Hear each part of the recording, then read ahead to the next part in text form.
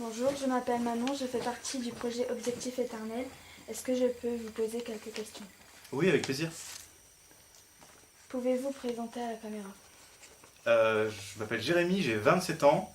Je suis réalisateur dans la publicité et à mes heures perdues, je fais un petit peu de fiction et puis de documentaire. Pour devenir réalisateur, quelle étude avez-vous fait? Oh là là. Alors, j'ai pas un parcours habituel.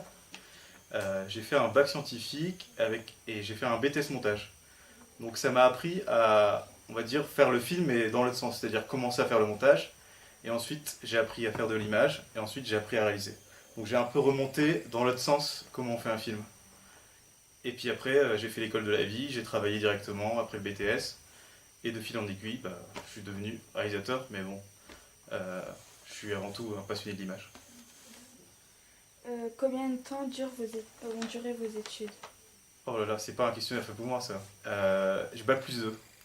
Donc j'ai fait une option quand j'étais au lycée. Et ensuite j'ai fait un BTS montage, donc 2 ans. Et après j'ai fait des concours pour des grandes écoles. J'ai pas été pris, mais je voulais tellement faire ce métier-là que j'ai travaillé et j'ai travaillé, c'est tout. Faut-il se tourner vers une matière en particulier?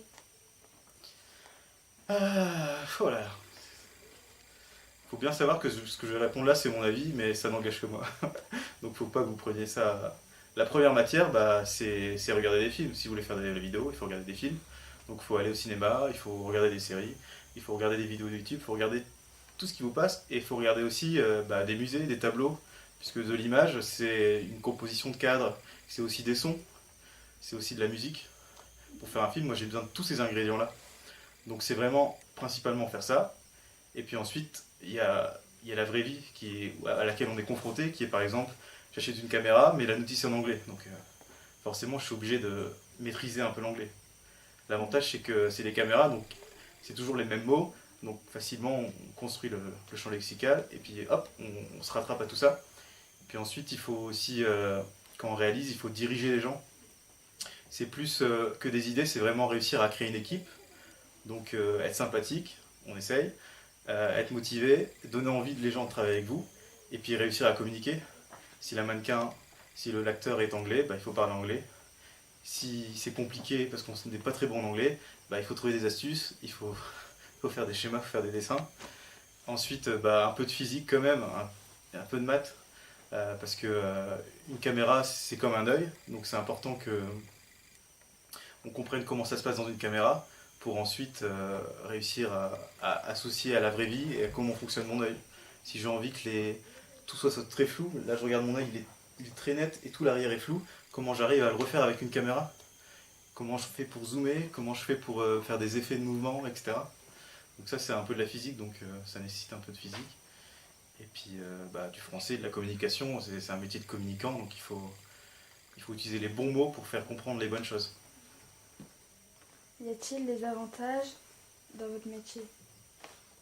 Alors moi j'ai un grand avantage, c'est que je fais de la... C'est pas forcément un avantage, mais je fais de la publicité. Donc je voyage beaucoup. C'est-à-dire que 10 fois par an, je suis allé à l'étranger. On va souvent en Afrique du Sud pour filmer parce que la lumière est très belle toute la journée et que la journée dure très longtemps, contrairement à la France. Et puis nous on fait les saisons, donc c'est-à-dire que en été on va filmer l'hiver et en hiver on va filmer en été. Donc on va filmer dans les pays chauds en hiver pour les collections qui arrivent pour l'été. Donc le voyage et puis les rencontres. On rencontre beaucoup de gens différents. Donc il faut aimer les gens, il faut aimer la vie, sinon on est bloqué. Et des contraintes, en a-t-il? Les contraintes, tous les métiers qui sont un peu des métiers un peu passion, il y a des contraintes qui c'est qu'on compte pas ses heures.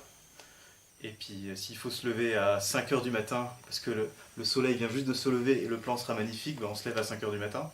Et si c'est à 3 heures, parce que en Afrique du Sud, le soleil se lève très très tôt et qu'il faut se déplacer, c'est 3 heures du matin.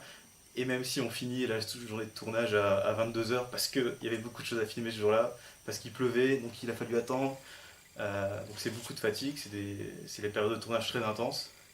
Mais quand on revient à la maison et qu'on voit les images, on est très content et on se dit c'est quand la prochaine?